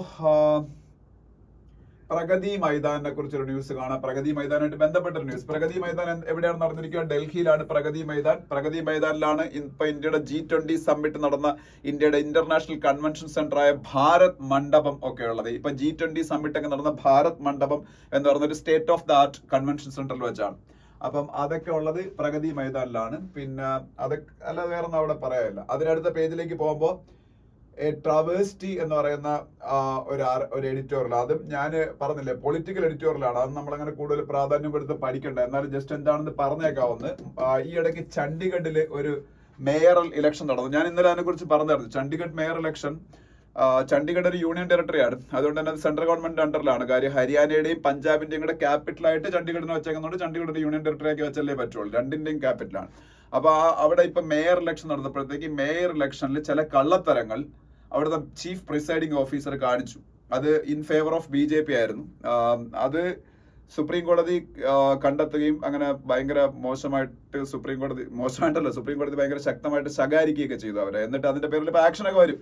അപ്പൊ അതിനെക്കുറിച്ചുള്ളതാണ് ആ ഫസ്റ്റ് എഡിറ്റോറിയൽ. പൊളിറ്റിക്കൽ എഡിറ്റോറിയൽ ആയതുകൊണ്ട് ഞാനത് അത്രേ ഡിസ്കസ് ചെയ്യുന്നുള്ളൂ. ഇനി മിന്റ് സ്ട്രീറ്റ് മ്യൂസിക്സ് എന്ന് പറഞ്ഞ എഡിറ്റോറിയലാണ്. ആക്ച്വലി ഇത് എന്തിനെ കുറിച്ചാണെന്ന് വെച്ചാൽ റിസർവ് ബാങ്ക് ഓഫ് ഇന്ത്യയുടെ മോണിറ്ററി പോളിസി ഇന്ന് വരാൻ പോയാൽ, ഞാൻ ഓൾറെഡി പറഞ്ഞു തേഴ്സ്ഡേ ഇന്ന് റിസർവ് ബാങ്ക് ഓഫ് ഇന്ത്യയുടെ മോണിറ്ററി പോളിസി വരാൻ പോയാണ്. റിസർവ് ബാങ്ക് ഓഫ് ഇന്ത്യ ബൈമന്തിലാണ് മോണിറ്ററി പോളിസി ഇഷ്യൂ ചെയ്യുന്നത്, 2 മാസം കൂടുമ്പം. മോണിറ്ററി പോളിസിയുടെ ബേസ് എന്ന് പറഞ്ഞാൽ ഞാൻ നേരത്തെ പറഞ്ഞു കൺസ്യൂമർ പ്രൈസ് ഇൻഡെക്സ് ആണ്. കൺസ്യൂമർ പ്രൈസ് ഇൻഡെക്സ് എന്താണെന്ന് വെച്ചാൽ ഇന്ത്യയിൽ ഇൻഫ്ലേഷൻ കാൽക്കുലേറ്റ് ചെയ്യാൻ, അതിൽ റീറ്റെയിൽ ഇൻഫ്ലേഷൻ കാൽക്കുലേറ്റ് ചെയ്യാൻ ഉപയോഗിക്കുന്ന ഇൻഡെക്സ് ആണ്. അപ്പൊ അത് അതിന്റെ അടിസ്ഥാനത്തിലാണ് നമ്മൾ മോണിറ്ററി ഇപ്പൊ ഇൻഫ്ലേഷൻ കുറച്ച് കഴിഞ്ഞ കുറെ കാലം കൊണ്ട് ഈ യുദ്ധങ്ങളെ കൊണ്ട് കൂടി നിൽക്കുകയാണ്. അപ്പൊ അതുകൊണ്ട് തന്നെ കുറെ കാലമായിട്ട് ഇപ്പം RBI മോണിറ്ററി പോളിസിയിൽ നടത്തുന്ന ഇടപെടലുകൾ വളരെ ശക്തമാണ്. അത് എന്താണെന്നുള്ള കാര്യം ഞാൻ അടുത്ത ദിവസമേ പറയുള്ളൂ, ഇന്ന് ഡീറ്റെയിൽ ആയിട്ട് പറയുന്നില്ല. കാരണം അടുത്ത ദിവസം നാളത്തെ പത്രത്തിൽ ഉറപ്പായിട്ട് അതിനെ കുറിച്ച് കുറെ വലിയ ന്യൂസുകൾ വേണം. അപ്പൊ എനിക്കത് കൂടുതലായിട്ട് മോണിറ്ററി പോളിസിയെ കുറിച്ച് ഡിസ്കസ് ചെയ്യേണ്ടി വരും. അപ്പോൾ അതിൽ മോണിറ്ററി പോളിസിയിൽ RBIക്ക് കുറച്ച് സഹായകമാകുന്ന കാര്യങ്ങൾ നമ്മളുടെ ബഡ്ജറ്റിലുണ്ടെന്ന് പറഞ്ഞേക്കാണ്. ഇപ്പം വന്ന ബഡ്ജറ്റ് ഉണ്ടല്ലോ, ഇന്ററിം ബഡ്ജറ്റ്, അതിൽ വേറെ ഒന്നുമല്ല, നമ്മളുടെ ക്യാപിറ്റൽ എക്സ്പെൻഡിച്ചർ നമ്മളിപ്പോ കുറച്ച് കൂട്ടാൻ പോവുകയാണ്. ക്യാപിറ്റൽ എക്സ്പെൻഡിച്ചർ കൂട്ടുമ്പോഴും നമ്മൾ വിചാരിച്ച രീതിയിൽ അത്രത്തോളം കൂട്ടിയിട്ടില്ല. ഒപ്പം തന്നെ ക്യാപിറ്റൽ എക്സ്പെൻഡിച്ചർ കൂട്ടുന്നതാണ് നല്ലത്. പക്ഷെ വേറൊരു കാര്യം എന്ന് വെച്ചാൽ നമ്മൾ കടമെടുപ്പ് കുറയ്ക്കാൻ ശ്രമിച്ചു. കടമെടുപ്പ് കുറയ്ക്കാൻ ശ്രമിക്കുമ്പോഴത്തേക്ക് അത് റിസർവ് ബാങ്ക് ഓഫ് ഇന്ത്യക്ക് കുറച്ചുകൂടെ ഈ മോണിറ്ററി പോളിസിയിൽ ചില ഇടപെടലുകൾ നടത്താനുള്ള ഒരു അവസരം നൽകുന്നുണ്ട്. അതിനെക്കുറിച്ചാണ് ഈ ഹിന്ദുവിലെ ഇന്നലത്തെ എഡിറ്റോറിയൽ നടന്നത്. അതായത് ഫസ്റ്റ് പാരഗ്രാഫിലും സെക്കൻഡ് പാരഗ്രാഫിലും ഒക്കെ അത്തരത്തിലുള്ള കാര്യങ്ങളാണ് അവർ പറയുന്നത്. അപ്പോൾ ഈ മാർക്കറ്റ് ബോറോയിങ് ഒക്കെ ഗവൺമെന്റ് കുറയ്ക്കുന്നതിനെ കുറിച്ചും അത് RBIക്ക് എന്തുമാത്രം നല്ല കാര്യമാണ് എന്നുള്ളതിനെ കുറിച്ചൊക്കെയാണ് സെക്കൻഡ് എഡിറ്റോറിയൽ പറയുന്നത്. പിന്നെ എന്താണ്, പിന്നെ നെക്സ്റ്റ് പേജിലേക്ക് പോകാം. നെക്സ്റ്റ് പേജിൽ പോകുമ്പോൾ ഈ പേജ് നമുക്ക് വേണ്ട, അതിനടുത്ത പേജിൽ പോകുമ്പോൾ അണ്ടർസ്റ്റാൻഡിങ് ദ ഡീലിമിറ്റേഷൻ എക്സർസൈസ് എന്നൊരു ആർട്ടിക്കിൾ കാണാം. ഈ ഡീലിമിറ്റേഷൻ എക്സർസൈസ് എന്താണെന്ന് അറിഞ്ഞിരിക്കുക. അത് എന്തായാലും ഇനി നമ്മൾ അങ്ങോട്ട് കേൾക്കാൻ പോയാ കാര്യം ഡീലിമിറ്റേഷൻ എന്ന് പറഞ്ഞ പരിപാടി, ഡീലിമിറ്റേഷൻ എക്സർസൈസ് നാഷണൽ ലെവലിൽ കഴിഞ്ഞ എനിക്ക് തോന്നുന്നു ഒരു ഏതാണ്ട് ഒരു 50 വർഷമായിട്ട് ഇന്ത്യയിൽ നടന്നിട്ടില്ല. 1970s എപ്പോഴാണ് അവസാനം നടക്കുന്നത്, അതിനുശേഷം നടന്നിട്ടില്ല. കാര്യം 1976 42nd അമെന്റ്മെന്റ് ഒക്കെ വരുന്ന സമയത്ത് ഈ ഡീലിമിറ്റേഷൻ എക്സർസൈസ് കംപ്ലീറ്റ്ലി സ്റ്റോപ്പ് ചെയ്ത് വെച്ചേക്കാണ്. ഡീലിമിറ്റേഷൻ എക്സർസൈസ് വേറെ ഒന്നും അല്ല, നമ്മളുടെ പോപ്പുലേഷൻ കൂടുന്നതനുസരിച്ച് നമ്മളുടെ ലോക്സഭാ സീറ്റുകളുടെയും ഒക്കെ എണ്ണം കൂടണം. പക്ഷേ ഇന്ത്യയിൽ ഏതാണ്ട് 50 കോടി ജനങ്ങൾ ഉണ്ടായിരുന്ന സമയത്ത് എത്ര ലോക്സഭാ സീറ്റ്സ് ആയിരുന്നോ അത്രയും ലോക്സഭാ സീറ്റ്സ് 140 crores ആൾക്കാരുള്ള സമയത്തും ഉള്ളൂ. അതിന് പറഞ്ഞ കാര്യം വേറൊന്നുമല്ല, ഉത്തർപ്രദേശ്, മധ്യപ്രദേശ്, ബീഹാർ പോലുള്ള സ്റ്റേറ്റുകൾക്ക് ഈ പോപ്പുലേഷൻ കൂടുന്നതിന്റെ അടിസ്ഥാനത്തിൽ ഈ ഡിലിമിറ്റേഷൻ എക്സർസൈസ് നടക്കുന്നതനുസരിച്ച് സീറ്റുകളുടെ എണ്ണം കൂടിക്കൊണ്ടിരുന്നു. അതേസമയത്ത് സദേൺ സ്റ്റേറ്റുകൾ ഫാമിലി പ്ലാനിംഗ് നടപ്പാക്കിയത് കൊണ്ട് അവിടെ സീറ്റുകളുടെ എണ്ണം അതുപോലെ നിൽക്കുകയും ചെയ്തു. അപ്പം ഒരു ഡിസ്പ്രപ്പോർഷനേറ്റ് ആയിട്ടുള്ള ഒരു സംഭവം ഈ പറഞ്ഞ നോർത്ത് ഇന്ത്യൻ സ്റ്റേറ്റിലേക്ക് കിട്ടുന്ന അവർ പോപ്പുലേഷൻ കൂടുന്നത് കൊണ്ട്. അപ്പൊ ഈ പോപ്പുലേഷൻ കുറയ്ക്കാനുള്ള ഒരു ശ്രമം സ്റ്റേറ്റുകളൊക്കെ നടത്തട്ടെ, കുറച്ചു കാലം അങ്ങനെ പോട്ടെ, അതിനുശേഷം ഡീലിമിറ്റേഷൻ നടത്താന്ന് പറഞ്ഞാണ് ഈ ഡീലിമിറ്റേഷൻ എക്സർസൈസ് സ്റ്റോപ്പ് ചെയ്ത് വെച്ചാൽ. പക്ഷേ ഇപ്പൊ 2026 വരെ ഈ സ്റ്റോപ്പ് ചെയ്തിട്ടുള്ളൂ. അപ്പൊ 2026 ഡീലിമിറ്റേഷൻ എക്സർസൈസ് നടത്തുമെന്ന് മോഡി ഗവൺമെന്റ് തീരുമാനിച്ചുറപ്പിച്ചു കഴിഞ്ഞു. നടപ്പാക്കിയേ പറ്റൂ. കാര്യം ഇന്ത്യയിൽ ഒരു നിയമം നടപ്പാക്കണമെങ്കിൽ ഡീലിമിറ്റേഷൻ എക്സർസൈസ് നടത്തിയേ പറ്റുള്ളൂ. കാര്യം നാരി ശക്തി വന്ദൻ അധിനിയം എന്നുള്ള പേരിൽ 33% സീറ്റുകൾ ലോക്സഭയിലും സ്റ്റേറ്റ് ലെജിസ്ലേറ്റീവ് അസംബ്ലീസിലും സ്ത്രീകൾക്ക് എൻഷുർ ചെയ്യാൻ വേണ്ടി റിസർവേഷൻ കൊണ്ടുവന്നേക്കാണ്. ഈ റിസർവേഷൻ നടപ്പാക്കണമെങ്കിൽ ആദ്യം ഡീലിമിറ്റേഷൻ നടപ്പാക്കിയതിനു ശേഷം മാത്രമേ റിസർവേഷൻ നടപ്പാക്കുള്ളൂ ആ നിയമത്തിലുണ്ട്. അപ്പൊ ഈ 2024 ഇപ്പം വരാൻ പോകണം, അടുത്ത മാസം വരാൻ പോകണം ലോക്സഭ ഇലക്ഷനിൽ അവർക്ക് ഈ 33% റിസർവേഷൻ കിട്ടത്തില്ല. 2029 ലോക്സഭ ഇലക്ഷനിൽ അത് കിട്ടുള്ളൂ. അതിനകത്ത് ഈ പറഞ്ഞ ഡീലിമിറ്റേഷൻ കംപ്ലീറ്റ് ആവുന്നുള്ളതുകൊണ്ടാണ് 2029 ലോക്സഭ ഇലക്ഷനിൽ അത് കിട്ടുമെന്ന് പറയുന്നത്. എന്തായാലും ഡീലിമിറ്റേഷൻ എന്നുള്ള പ്രോസസ്സ് ഇപ്പൊ എന്താണെന്ന് ഒരു കുറച്ചൊരു ഐഡിയ എല്ലാവർക്കും മനസ്സിലാക്കണം. കൂടുതലായിട്ട് വേണമെന്നുള്ളൊരു ഈ ആർട്ടിക്കിൾ വായിച്ചു നോക്കുക. പിന്നീട് അതിനടുത്ത പേജുകളിലേക്ക് പോകുമ്പോൾ ഞാൻ നേരത്തെ നിങ്ങളുടെ പറഞ്ഞതാണ് സബ് കാറ്റഗറൈസേഷൻ. SC/ST കാറ്റഗറിയിലുള്ള ആൾക്കാർ അവരെ സബ് കാറ്റഗറൈസ് ചെയ്ത് റിസർവേഷനും അതനുസരിച്ച് ഇപ്പൊ ഞാൻ ഇന്നലെ അതിനെ കുറിച്ച് പറഞ്ഞായിരുന്നു. പലപ്പോഴും അത് OBCയിലും SCയിലും എല്ലാം അങ്ങനെയാണ്. കൂടുതൽ അഡ്വാൻസ്ഡ് ആയിട്ടുള്ള കമ്മ്യൂണിറ്റീസിനായിരിക്കും അതിന്റെ റിസർവേഷന്റെ ബെനിഫിറ്റ് കൂടുതലായിട്ട് കിട്ടുന്നത്. അതിൽ തന്നെ കൂടുതൽ പിന്നോക്കം നിൽക്കുന്ന സംഭവങ്ങൾ കാണാം. അതിന് വേണ്ടി അപ്പൊ അവർക്കൊന്നും ഈ റിസർവേഷന്റെ ബെനിഫിറ്റ് കിട്ടാറില്ല. അതിനുവേണ്ടി ഒരു സബ് കാറ്റഗറൈസേഷൻ OBCയിൽ ഇപ്പൊ കൊണ്ടുവന്നിട്ടുണ്ട്. അതുപോലെ SCയിലും കൊണ്ടുവരണം സുപ്രീം കോടതിയിൽ കേസ് കിടക്കുകയാണ്. അപ്പൊ അതിനെ കുറിച്ചാണ്. പിന്നെ നമുക്ക് ആവശ്യമുള്ള ന്യൂസുകൾ താഴോട്ട് വരുമ്പം Modi headed committee to meet today to select new election commissioner. Election കമ്മീഷണറെ സെലക്ട് ചെയ്യാൻ വേണ്ടിയുള്ള നിയമം പുതുതായിട്ട് ഇന്ത്യയിൽ ഇപ്പം വന്നു. ആ നിയമം അനുസരിച്ച് പ്രൈം മിനിസ്റ്റർ ഓഫ് ഇന്ത്യയും അതുപോലെ ഒരു ക്യാബിനറ്റ് മിനിസ്റ്ററും പിന്നെ ഒപ്പോസിഷൻ ലീഡറും ചേർന്ന കമ്മിറ്റിയാണ്. മുമ്പ് അതിൽ ചീഫ് ജസ്റ്റിസ് ഓഫ് ഇന്ത്യ ഉണ്ടായിരുന്നു. ചീഫ് ജസ്റ്റിസ് ഓഫ് ഇന്ത്യ എടുത്ത് മാറ്റി. അപ്പം പുതിയ ഒരു കമ്മീഷണർ, അതുപോലെ ഇലക്ഷൻ കമ്മീഷണർ ഇപ്പോൾ ഒരാൾ റിട്ടയർ ആവാൻ പോയി. അതിന് പകരം പുതിയ ആളെ കൊണ്ടുവരാൻ വേണ്ടിയിട്ട് മീറ്റിംഗ് കൂടാൻ പോയാണെന്നാണ് ന്യൂസ്. പിന്നെ Myanmar border will be fully fenced, അതൊക്കെ നമ്മൾ ഡിസ്കസ് ചെയ്തതാണ്. After 5 months of pause due to Gaza war, government hopes to move on the IMEC. IMEC എന്താണെന്ന് അറിയിക്കണം. India middle east Europe economic corridor. India middle east Europe economic corridor, അതാണ് IMEC.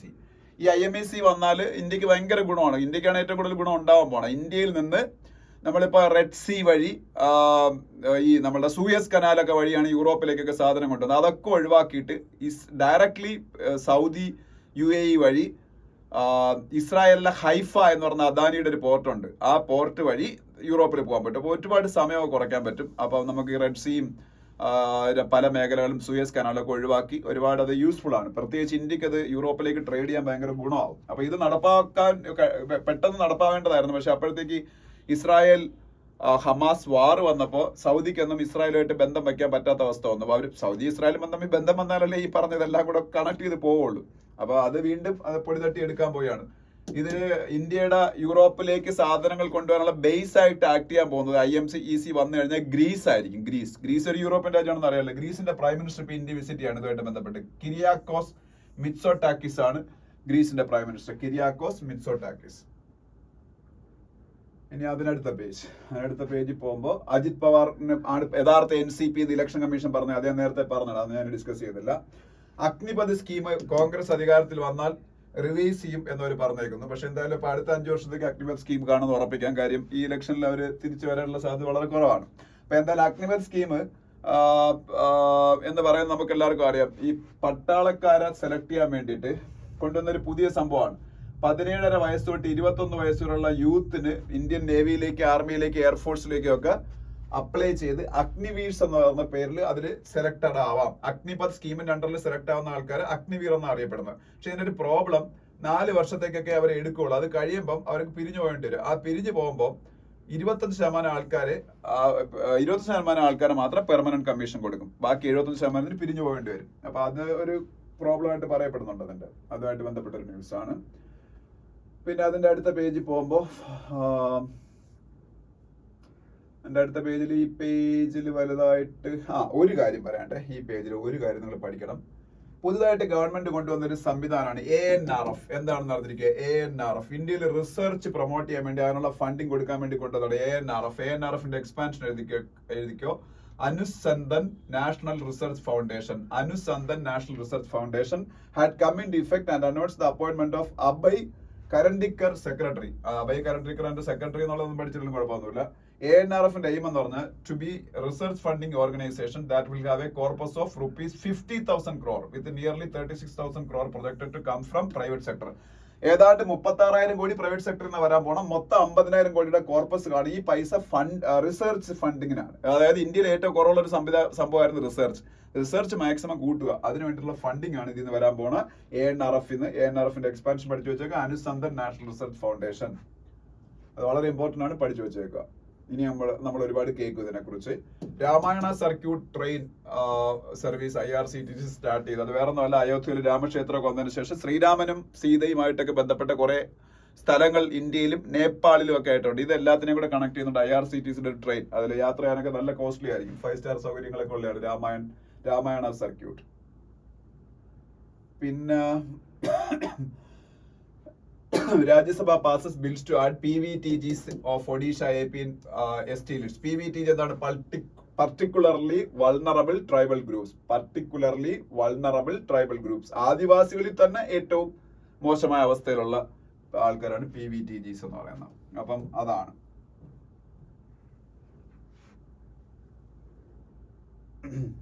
ഈ PVTGസിന് വേണ്ടി government of India scheme കൊണ്ടുവന്നിട്ടുണ്ട്. അതിന്റെ പേരാണ് PM Janman. അറിഞ്ഞിരിക്കുക. PVTGs ചിലപ്പോൾ എക്സാമിനൊക്കെ ചോദിക്കുക. PVTGസിന് വേണ്ടി ഗവൺമെന്റ് ഓഫ് ഇന്ത്യ കൊണ്ടുവന്ന പുതിയ സ്കീമിന്റെ പേരെന്താണെന്ന്.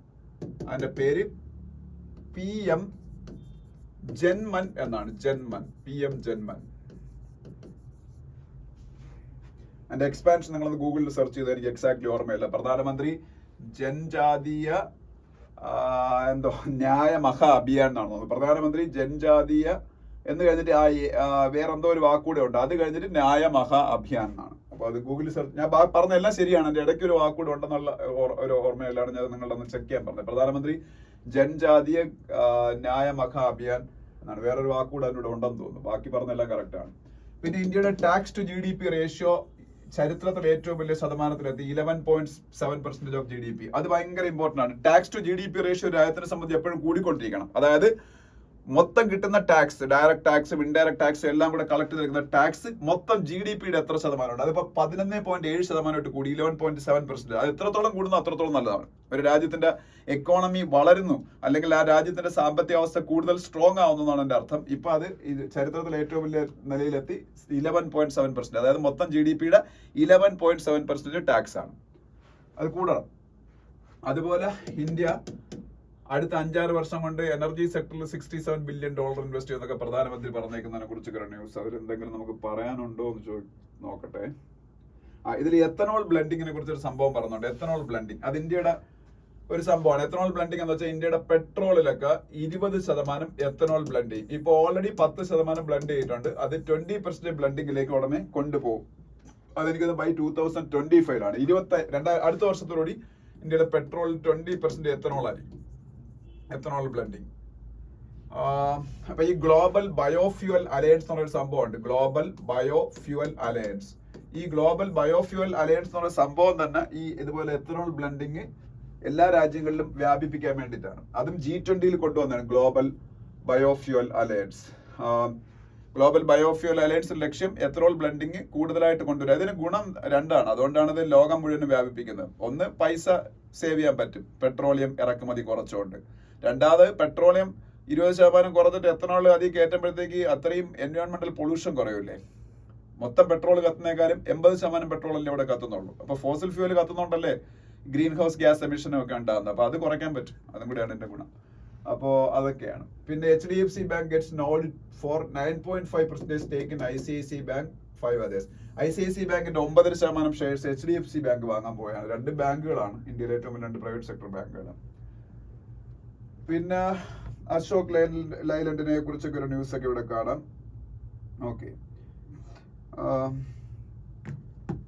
ഇനി നെക്സ്റ്റ് പേജിലേക്ക് പോകുമ്പോഴത്തേക്ക് വേൾഡ് പേജാണ്. വേൾഡ് പേജിൽ അങ്ങനെ പ്രത്യേകിച്ച് ഒരുപാട് കാര്യങ്ങളൊന്നും ഇവിടെ പറയാനില്ല. ഒന്ന്, കിങ് ചാൾസ്, അത് UK-യുടെ കിങ് ആണ്. അദ്ദേഹത്തിന് ക്യാൻസർ ബാധിതരായതിനെ കുറിച്ചൊരു ന്യൂസ് ആണ് മുമ്പേ പറഞ്ഞാണ്. ജോർജിയ എന്ന് പറഞ്ഞ രാജ്യവും റഷ്യയായിട്ടുള്ള പ്രശ്നം. ജോർജിയ പണ്ട് സോവിയറ്റ് യൂണിയന്റെ ഭാഗമായിരുന്നാണ്, സ്പ്ലിറ്റ് ആയി പോയതാണ്. ഇപ്പൊ പക്ഷേ റഷ്യയായിട്ട് അത്ര അടുപ്പത്തിലല്ല, അവർ യൂറോപ്പുമായിട്ടാണ് അടുപ്പം. അപ്പൊ അതുമായിട്ട് ബന്ധപ്പെട്ട കുറച്ച് ന്യൂസുകളുണ്ടാകും, നമുക്ക് വലിയ ആവശ്യമൊന്നുമില്ല. പിന്നെന്താണ്, ഇതൊക്കെയാണ് ഈ പേജിലുള്ളത്.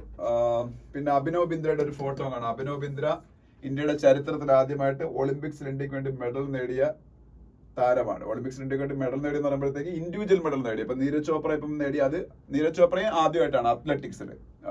അഭിനവ് ബിന്ദ്ര അത്ലറ്റിക്സിലല്ല, ഷൂട്ടിങ്ങിലായിരുന്നു. പിന്നെ സ്പോർട്സ് പേജിലേക്ക് വരുമ്പോൾ ഇന്ത്യ ഇംഗ്ലണ്ടിനെ തോപ്പിച്ചതും ഇന്ത്യ അണ്ടർ-19 വേൾഡ് കപ്പിന്റെ ഫൈനലിൽ എത്തിയതും ആ ന്യൂസുകൾ കാണാം. യൂറോ ലീഗ്സിൽ ലാലിഗയും സീരിയ എ എന്താണെന്ന് കഴിഞ്ഞ വീഡിയോയിലൊക്കെ ഞാൻ പറഞ്ഞിട്ടുണ്ട്. ലാലിഗ എന്ന് പറയുന്നത് സ്പാനിഷ് ഫുട്ബോൾ ലീഗും സീരിയ എ ഇറ്റാലിയൻ ഫുട്ബോൾ ലീഗുമാണ്. പിന്നീട് എന്താണ്, പിന്നെ നാഷണൽ റെസ്ലിംഗ് ചാമ്പ്യൻഷിപ്പ്. ഇതൊന്നും ഇപ്പൊ തൽക്കാലം പറയേണ്ട ആവശ്യമൊന്നുമില്ല. അതൊന്നും. ഓക്കെ, അപ്പൊ ഇത്രയാണ് ഇന്നത്തെ ഹിന്ദുവിന്റെ ടോട്ടൽ ആയിട്ടുള്ള ഒരു ഡിസ്കഷൻ എന്ന് പറഞ്ഞാൽ ആവശ്യമുള്ള കാര്യങ്ങളെല്ലാം ഞാൻ പറഞ്ഞിട്ടുണ്ട്. അപ്പൊ ഈ വീഡിയോ നിങ്ങൾ കാണുക, നിങ്ങളുടെ അഭിപ്രായങ്ങൾ അറിയിക്കുക, നിങ്ങളുടെ ഈ ചാനൽ സബ്സ്ക്രൈബ് ചെയ്യുക, എല്ലാവർക്കും ഈ വീഡിയോസ് ഷെയർ ചെയ്ത് കൊടുക്കുക. Thank you so much for watching the video.